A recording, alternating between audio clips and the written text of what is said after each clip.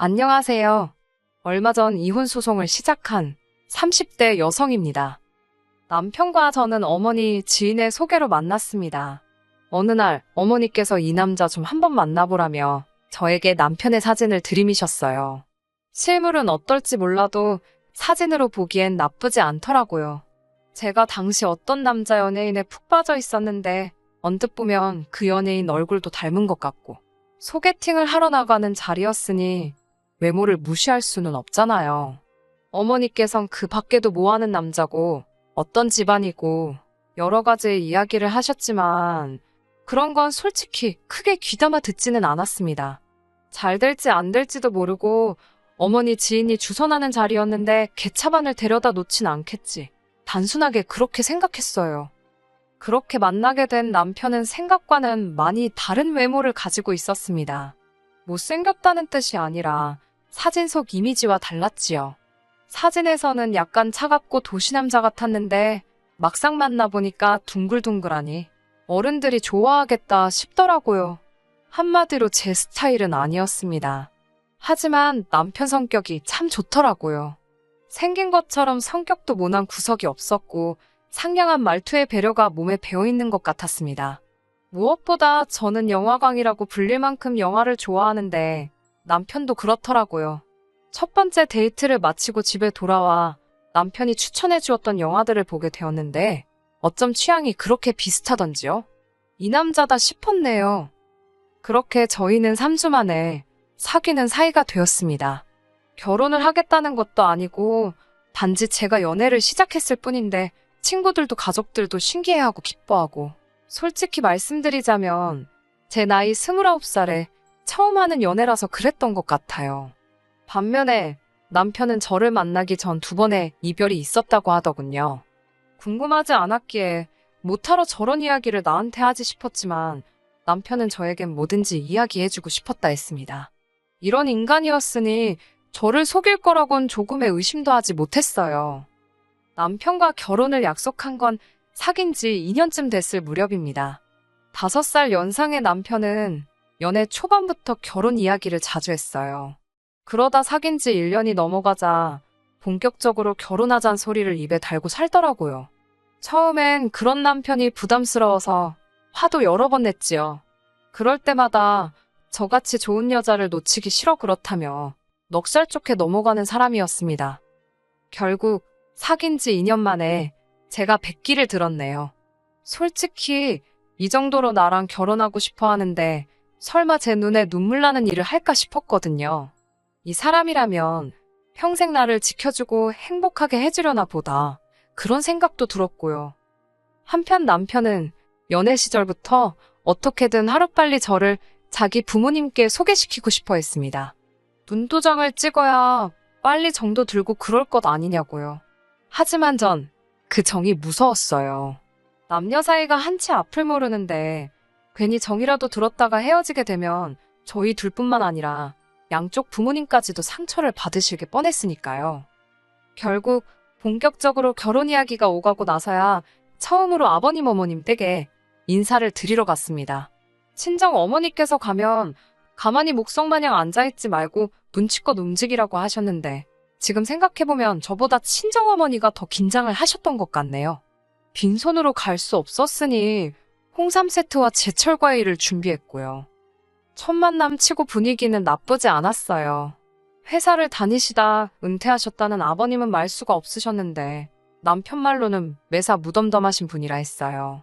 한편 어머님께서는 평생을 전업주부로 사셨고 현재는 봉사활동 다니는 게 낙이라고 하셨습니다. 두 분은 제가 순하고 고분고분해 보여서 마음에 든다고 하셨습니다. 여자는 모름지기 그러면 제일인 거라고 칭찬도 해주셨는데 왜인지 기분이 좋지만은 않았네요. 남편에게는 3살 터울의 형이 있었는데 그 형과는 결혼 전까지도 만나지 못했습니다. 2-3번의 기회가 있긴 했지만 매번 당일날 회사에 일이 생겼다던가 갑자기 급한 일이 생겼다던가의 이유로 취소가 되었거든요.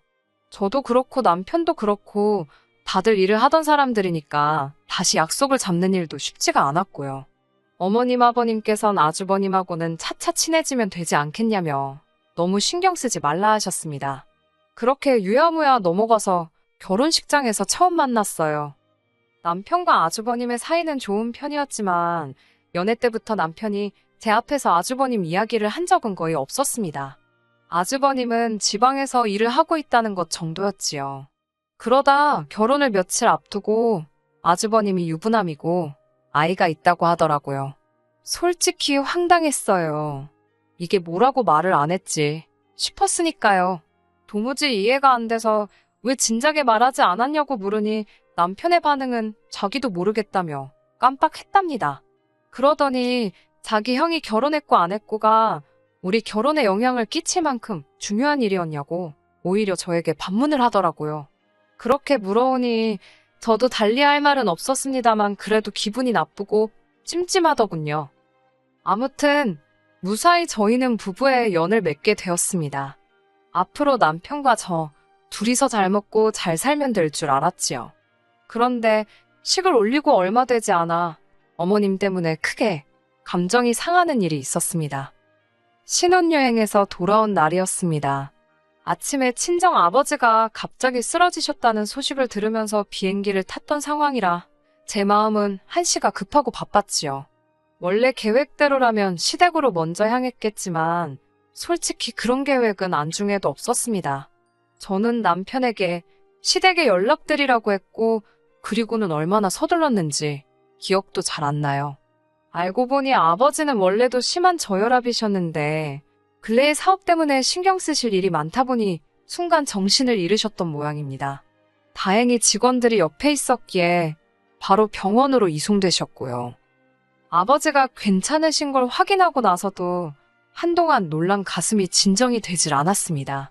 아버지는 집으로 가시겠다고 고집을 피우셨고 그렇게 저희는 친정으로 향했습니다. 남편에게 어머님이 뭘 하시냐니까 알겠다고 하셨다고 하길래 저는 다 괜찮은 줄 알았어요. 그렇게 남편과 함께 친정에서 하루를 쉬고 이튿날 시댁으로 향했습니다. 시댁에 도착했더니 어머님께서 저를 본체만 채 하시더라고요. 저희 여행이 어땠는지 그런 건 고사하고 사도는 어떻냐, 괜찮으시냐도 한마디 물어보지 않으셨습니다. 솔직히 저희에 대해서 안 물어보시는 거 저를 무시하신 건 서운하셔서 그러시나 보다. 그러실 수도 있지 싶었어요. 하지만 저희 아버지가 병원에 계셨다는 걸 아시면서 괜찮으신지 한마디 물어봐주지 않으시니 저도 사람인지라 기분이 상하더라고요. 저도 그래서 아무 말도 안 하고 있었습니다. 아버님과 저 그리고 남편이 어색하게 거실에 앉아 있었고 어머님은 찬바람을 쌩쌩 내뿜으시며 괜히 거실을 왔다 갔다 하시더니 안방으로 쏙 들어가시곤 방문을 쾅 닫아버리셨습니다. 제가 안방을 노크하며 어머님께 괜찮으시냐고 배는 안 고프신지 외식하는 게 어떠실지 여러 가지를 여쭤봤습니다만 아무런 말씀도 없으셨고요. 난처한 제가 남편에게 어떻게 좀 해보라니까 제가 저지른 짓이니 저더러 수습하랍니다. 그 말을 듣는데 정이 뚝 떨어지더라고요. 장인어른이 쓰러지신 게 제가 저지른 짓인 거냐고 따지고 드니 그럴 정신이 있으면 자기 어머니부터 달래드리라는 거예요. 어이가 없어서 한마디 싸붙이려는데 갑자기 안방문이 확 열리더니 어머님이 나오셨습니다. 저를 노려보시더니 엄청 서럽다는 듯이 엉엉 소리를 내시며 울기 시작하셨습니다. 저더러 이제 와서 못하러 왔냐고요. 당혹스러웠지만 저도 모르게 죄송하단 소리가 절로 나왔습니다. 어머님께선 당신이 저희 오는 날에 맞춰서 음식도 잔뜩 만들고 했는데 저희가 친정으로 내빼서 너무 서러우셨답니다.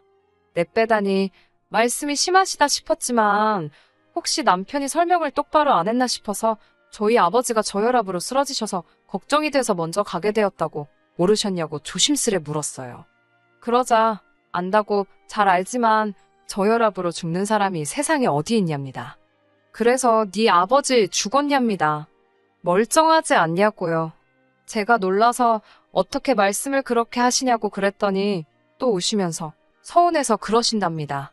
아니 서운하면 막말해도 되는 건가요? 저도 그때는 도저히 표정 관리가 안 돼서 제가 다음에 다시 와야겠다고 인사를 드리곤 자리를 일어났습니다. 남편이 그러고 가면 어쩌냐길래 오빠는 더 있다 오라고 했어요. 나는 불편해서 못 있겠다고요. 그날 그 사건을 계기로 어머님과 제 사이에는 보이지 않는 벽이 생기게 되었습니다. 아버님께선 저더러 적당히 하고 굽히고 들어가라 하셨고 저는 그에 대해서 좋다 싫다 대답하진 않았지요.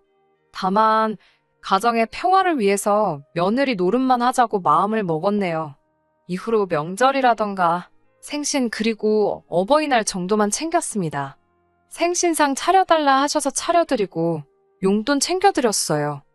하지만 어머님은 그런 제 모습을 보곤 제가 죄송해서 그러는 줄 아셨나 봅니다. 그 일이 있고 1년도 되지 않아 아주 어이없는 소리를 들었거든요. 결혼했다던 아주버님은 사실 저희가 식을 올릴 때 이미 이혼한 상황이었습니다. 두 사람 사이에는 아이도 있었는데 이혼하면서 형님이 데리고 갔다고 했어요. 이후로 아주버님은 시댁으로 들어가 살기 시작하셨다고요. 자세한 이야기는 솔직히 궁금하지도 않았고 알고 싶지도 않았습니다. 시댁에 정이라곤 하나도 없었으니까요. 그런데 얼마 전 형님께서 아이를 데리고 시댁에 오셨습니다. 재혼을 하셨는데 재혼 상대도 아이가 있었던 모양이에요. 뭐 속사정이 어떤지는 모르겠지만 아이를 더는 못 키우겠다고 그러면서 시댁에 두고 갔다대요. 어머님께선 저 이야기를 하시면서 이제 당신이 믿을 건 저밖에 없답니다. 어이가 없어서 애를 아무 생각 없이 떠맡으신 거냐고 마음 같아선 따져 묻고 싶었지만 꼭 눌러 참고 확실히 말씀드렸습니다. 작은 엄마의 역할 그 이상은 바라지 마시라고요. 하지만 어머님이 생각하시는 작은 엄마와 제가 생각하는 작은 엄마가 달라도 한참 달랐던 모양입니다. 시댁과 저희 집은 차로 1시간 거리였는데 그럼에도 불구하고 시도 때도 없이 저에게 전화를 걸어오셨어요. 주로 아이가 이런 상황인데 뭘 어떻게 해줘야 하냐는 거였지요. 애가 아픈데 병원에를 데려가라거나 애가 잠을 안 자는데 너희 집에 며칠 데려가서 재우라는 말도 안 되는 황당한 말씀들을 하셨습니다. 그러다 사건이 터졌습니다. 새벽 2시쯤이었는데 어머님께서 전화를 걸어오셨지요. 그 시간에 전화를 하시는 게 처음은 아니셨습니다. 매번 짜증과 걱정을 동시에 하면서 전화를 받아야만 했고 그날도 그랬지요. 어머님께선 애 몸에 두드러기가 난 것 같다며 어떻게 하냐입니다. 병원에 데려가시라니까 저더러 오랍니다. 당신은 너무 피곤하다며 내일 봉사도 가야 한다고. 왜? 그런 날 있잖아요. 유난히 컨디션도 안 좋고 모든 게 짜증나는 날. 제가 그날 그랬습니다. 너무 어이가 없어서 아주버님은 뭐 하시냐 물었어요. 그러자 어머님께선 지금 내일 출근해야 돼서 잔답니다. 그러면서 목소리 낮추래요. 저희 남편 자는데 깬다고요. 그 말을 들으니 정말 응어리 같은 게 가슴속에 목구멍으로 솟구치는 듯 했습니다. 저도 내일 출근해야 한다고 하니까 너는 여자지 않냐고 여자는 가족 돌보는 게 우선이라며 빨리 출발하랍니다. 전 너무 화가 나서 아주버님한테 얘기하시거나 병원에 연락하시라고 했어요. 전 아무것도 모른다고요. 그러자 어머님께선 또 우시더라고요. 어떻게 작은 엄마라는 애가 이렇게 매정할 수 있냐면서 네 새끼여도 그러겠냐입니다. 도저히 어머님의 억지를 상대해 드릴 수가 없어서 남편을 깨웠습니다. 전화기 너머로 제가 남편을 깨우는 소리가 들렸던 모양이에요. 어머님께선 내일 출근해야 하는 애를 왜 깨우냐며 이번엔 화를 내셨습니다. 울다가도 화를 내시고 그러다 다시 저한테 앓는 소리를 하시고 진짜 원맨쇼도 이런 원맨쇼가 없더라고요. 더는 저도 견딜 수가 없어서 남편더러 당신이 받아보라고 휴대폰을 넘겼습니다. 건성건성 네네 하고 대답하는 소리가 들리더니 남편이 저더러 그냥 좀 갔다 오랍니다. 가서 들여다보는 척이라도 하고 오래요. 그러면서 작은 엄마도 엄만 아니냐며 왜 이렇게 모성애가 없냐입니다. 어차피 우리도 애 낳으면 아주버님이고 어머님한테 아쉬운 소리하는 날이 없겠냐며 저더러 먼저 모범을 보이라나요. 제가 덕을 쌓아야 훗날 태어날 우리 애가 그 복을 누린다나 말 같지도 않아서 가볼 테면 당신이나 가보라고 난 모르겠다고 그러고는 돌아 누워버렸습니다. 뒤척뒤척 하다가 밤잠을 설치고 어쨌든 출근은 해야 했으니 일어났습니다.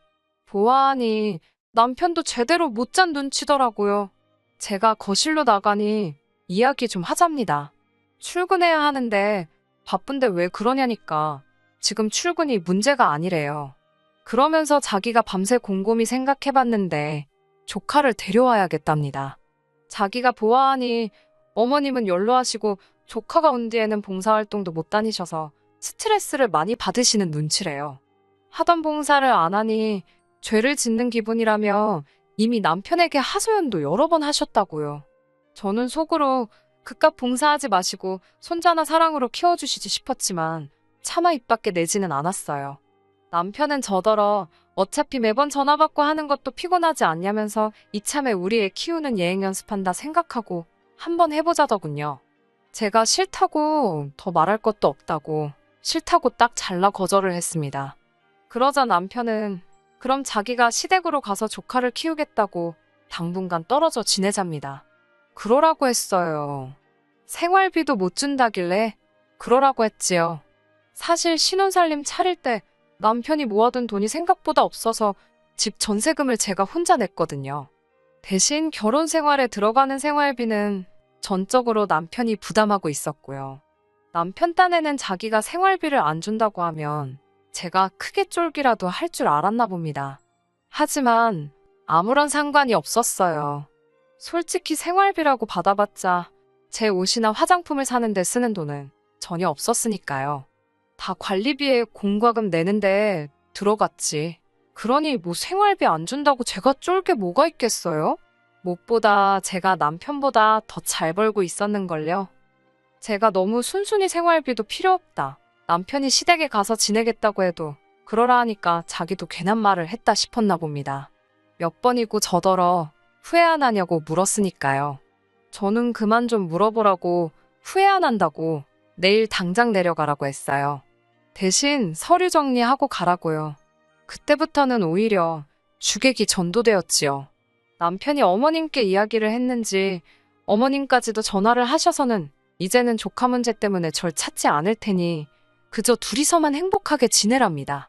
하지만 이 전화마저도 저는 불편하고 짜증이 났어요. 어머님이 또 누가 뭐라고 한 것도 아닌데 세상 서럽게 우셨으니까요.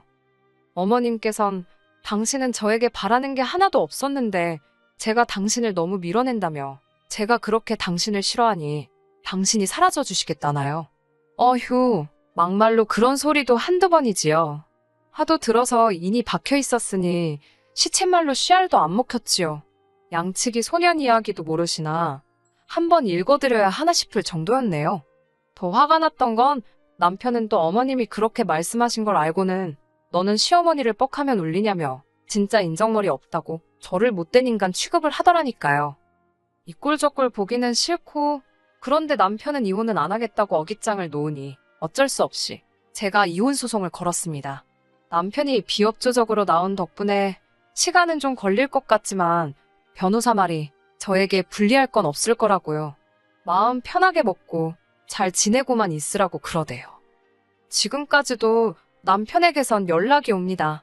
저더러 아직 애가 없어서 조카 이쁜 줄도 모르는 거고 어머님이 마음이 여려서 그러신 거지 아기는 없다고. 여전히 제 입장은 안중에도 없는 그 모습을 보고 이혼의 확신을 갖고 기다리고 있어요. 제 주변 사람들 반응도 양갈래로 나뉘는 편입니다.